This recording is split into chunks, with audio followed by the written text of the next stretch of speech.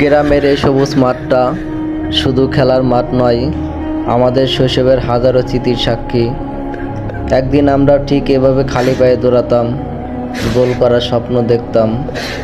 হারলে মন খারাপ হতো, আর জিতলে মন হতো যেন বিশ্বকাপ জিতে গেছি। আজ সময় বদলে গেছে, আমরা মাঠে খেলি না, দর্শক হয়ে দাঁড়িয়ে ছোট ভাইদের খেলা দেখি।